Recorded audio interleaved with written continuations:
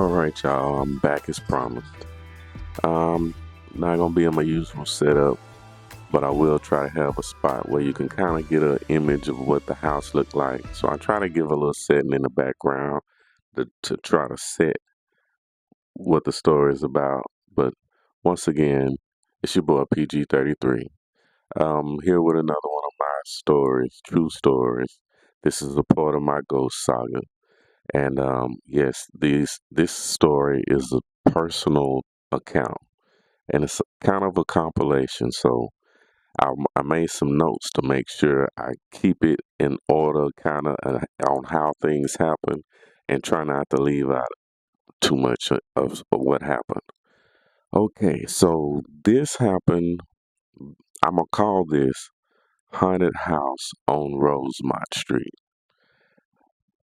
This happened in the early 2000s. It was before any of my kids was born. It was just me and my wife.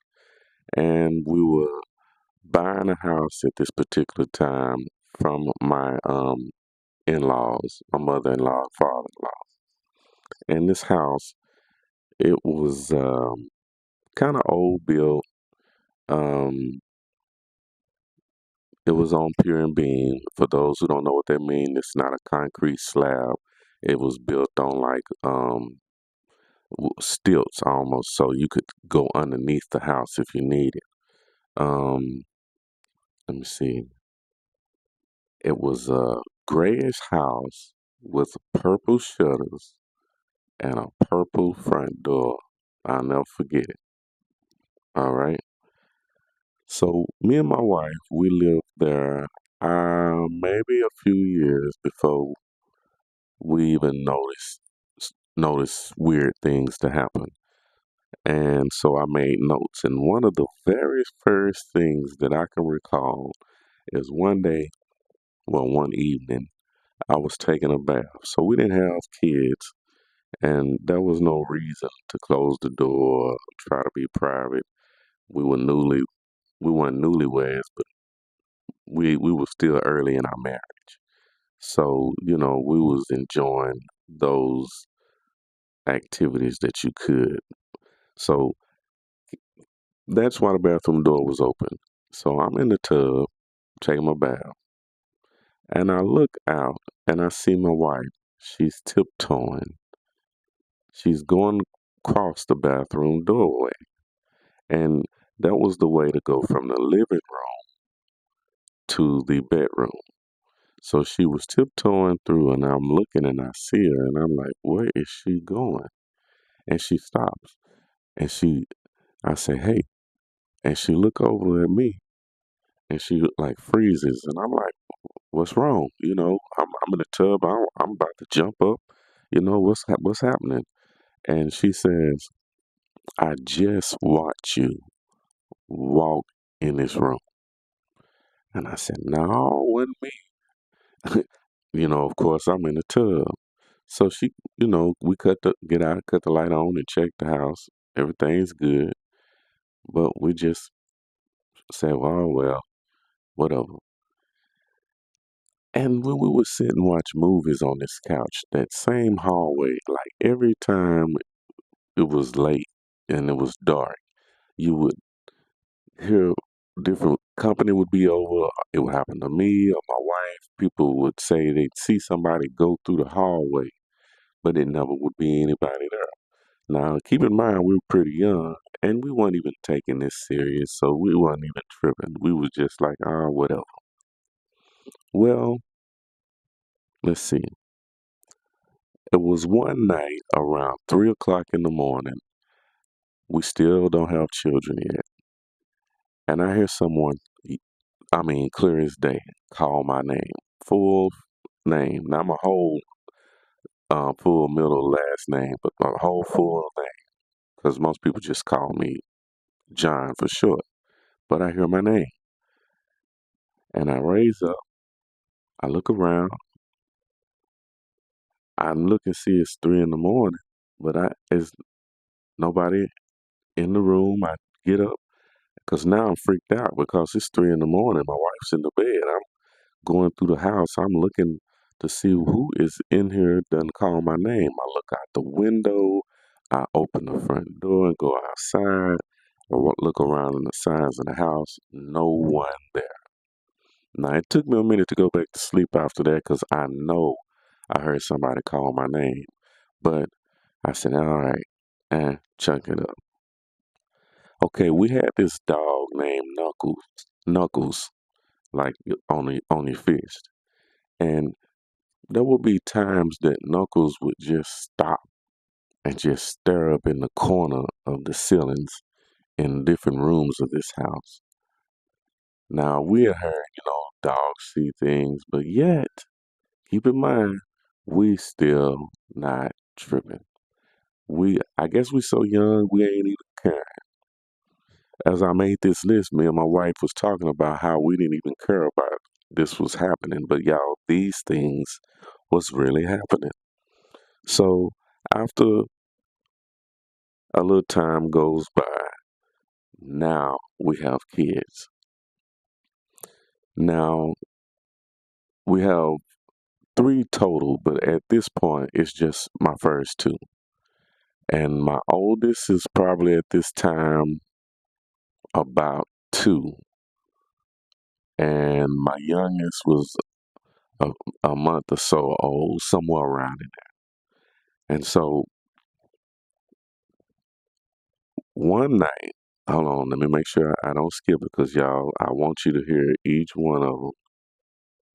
Okay, so one night we're sleeping and we would keep my daughter in the middle of us and my son would be in the crib on the side of us. Now they had their own bedroom, but for those who are young with kids, you get it, and everybody get it with kids when you feel like you don't want to be separated from them. So they had their own room, but we ended up putting the crib in our room, and my son was sleeping in the crib, and my daughter was sleeping in the middle of us. So they had these toys we had bought them.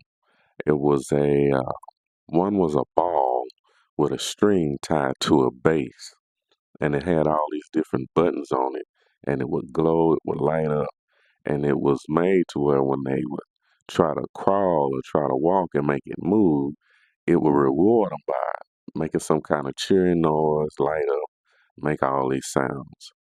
And they also had one of these PlayStations, the stand up like a little short table, and on the top you got it where they could flip a page and it would read like a little story, or they could roll this little part and it would rattle. And one had numbers, one side had a small piano keyboard. So they had that in there. They had quite a few, but I'm gonna tell you about these in specific. And there was an Elmo truck that they could sit on and scoot, and it had a steering wheel, but it didn't turn it. But those kind of toddler toys. And all these toys talked or made some kind of noise. Now, back to the story. It's about 3 in the morning one night. All of a sudden, I hear boing. That was the sound that the ball toy would make when you would knock it off the base. So it made the noise. So I jumped up. I'm like, oh crap, somebody in the house, because that's the only way it goes off if something moves it. So I run to my kid's room, nothing in there. I run to the other rooms of the house, nothing in there. So I get back in the bed. My wife say, "What was it?" I said, "Nothing. Nothing. I guess my son's toy just happened to go off." So we go to sleep. Well, the next night comes. It's around 3 o'clock. The toys go off again. Well, this particular one. So I go in there to the bedroom door and I stand. It stops. It doesn't make any noise. So I'm standing there, arms folded like this, and I'm just watching. I'm like, okay, let's see you make a sound. No noise. I don't cut no lights on or nothing. I leave it dark, and I'm just standing there. Nothing happens. So I'm like, man, I guess it's just short now. But why isn't it going off right now? So I give up. I go lay down. But this time, y'all, the other toy starts to make noise. And it goes one, two, a one, two. And that was the number pads being pressed. And then I would hear the sound of the ball being pushed, the reaction, not the sound of the ball, but just the reaction to the electronics. And so I come in, I run in there, and I stand, and it stops. It finished doing what it was playing when I get to the door, but after it gets to the end of it, it stops. So I stand there 10, 15 minutes. I'm telling y'all, 10, 15 minutes. Nothing happens. So I'm like, okay. I go get in the bed. My wife said, "What was it?" I said, "I do not know. They keep going off. I don't know what to do." So we go to sleep. So this happens on and off. Let me see. I say for a few weeks. So one night I just decide I'm tired of this. I can't take it. So I get up, I go in the room, I turn the switch off to the toy. I turn the switch off. So the ball now can't make noise, and the table can't make any noise. Now I know you're probably saying, "What took you so long to do this?" I don't know. Maybe we did turn them off, but the kids would turn them back on during the day to play with them. But this particular night, I turned the switches off on the ball and the table. And when I go and lay down, this is no lie, the Gonzo truck begins to laugh. Ha ha ha, ha ha ha. The way Gonzo laugh, I can't mock it. But the truck would do the laugh. And I'm like, oh my God. So I go back in there and I don't know why I wasn't afraid. I was more aggravated. But I go into the door, I stand in the door, and once again it's normal. Nothing happens. So basically we ended up taking batteries out of toys just so we could sleep at night. So fast forward one night, I'm asleep. My wife was reading. I think she was putting my daughter to sleep. And we had the TV on in our bedroom, but everything else was off. So imagine a very dim lit room, only from a TV, about a 32-inch TV, picture tube, 1 HD back then. And so I'm asleep. And my wife wakes me up. She said, babe, wake up, wake up. So I shake up, I wake up. I'm like, what is it? What's up? What's up? And she said, look. And she points to the side, and it's the side with the crib. And when I look over, she's got my daughter in her arms, and my son is standing up in the crib, reaching like this to be picked up out the crib. And right beside him was a mist. It wasn't, it was thick enough that we could clearly see the mist. It didn't have a shape. It didn't move. It just sat there. The mist was probably, I would say, 3 to 4 feet tall. And I jump up out the bed, I run around, I pick my son up, I set him in the bed with my wife. And now I turn and I'm face to face with this mist. And so now I'm sticking my arm in it, and I pulled my arm out. And when I would stick my arm in it, the hairs on my arm would stand up, and when I would pull them out, they would go down. And so I get freaked out at this point. So now I put my hand over it and I begin to pray. And as I pray, when I finish, I go and I turn on the bedroom light. And when I do, it's gone. No, no, it slowly faded. It slowly faded because I remember going back and praying again. And it slowly faded away. And that night, we let my sons and my daughter sleep in the middle of the bed. Okay, I remember one evening, this wasn't at night, this was evening. My wife was at work and I was at home, and it was just me and my son there at this time. And he was in the crib asleep, and I had the blanket over his back up to about this area, folded back. Excuse me, folded back. And I would always check on him every so often. And so, I go and check on him, look and make sure he doesn't be turned face down so he doesn't get to where he can't breathe, and you worry about SIDS and death syndromes. Oop, didn't mean to say that word. Sorry, YouTube, but you get what I mean. So I had to keep an eye on my kid. And so um, I go in after been unchecked 3 or 4 times. And this one particular time I go in, the blanket that was folded up on his back was now up over and hanging down to the floor over the railing of the crib, draped over the side down to the floor.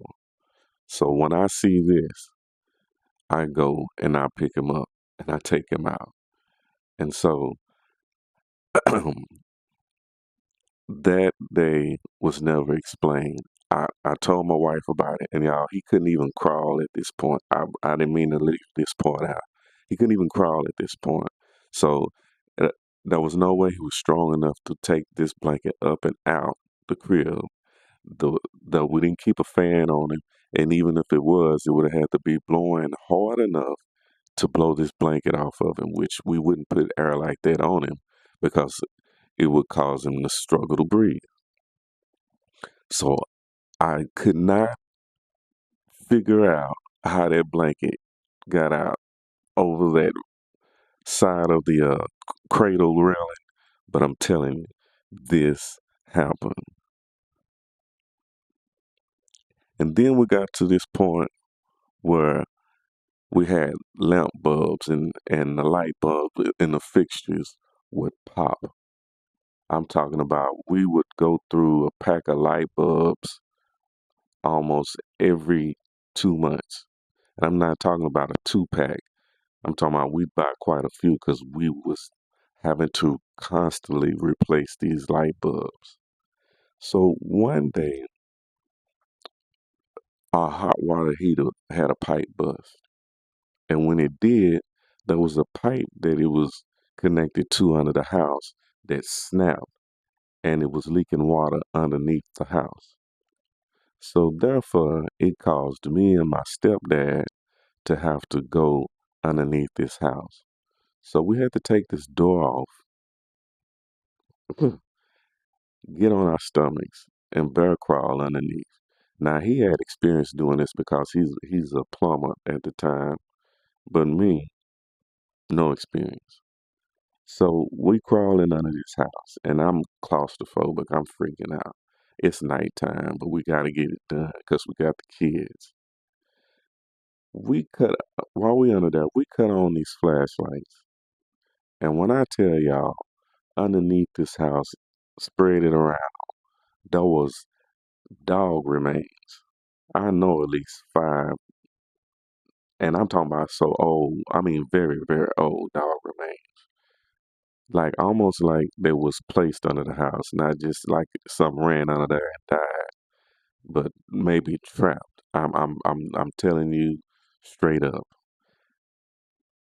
Luckily, after we found this and we got the pipe fixed and got out from under there with nothing spooky happening, it wasn't too long after that we moved out of that house. But everything that I told you really happened in that house. And to this day, I can't tell you, answer a lot of things that happened in that house, but I know it had a lot of spiritual energy in it. It seemed like they were playful, maybe like they might have been kids, how they would mess with the toys. Of not playful, they just was trying to scare us really bad. But yeah, true story. So on to the next one. And so you guys tune in, and I think I may have one more story for you that's a scary one, and then after that we'll be through with these scary stories. But yeah, you guys tune in, stay tuned in, stay locked if you enjoy me. This is something I'm gonna try to do, and I'm still gonna try to do my skits also. Just been having a lot going on and trying to write those, and everybody's so busy today, it's hard to find people to act, even if it's just to be silly for a few minutes. But still stay on the lookout for those, because they are coming. Alright, so until then, peace and love to the globe. I'm out.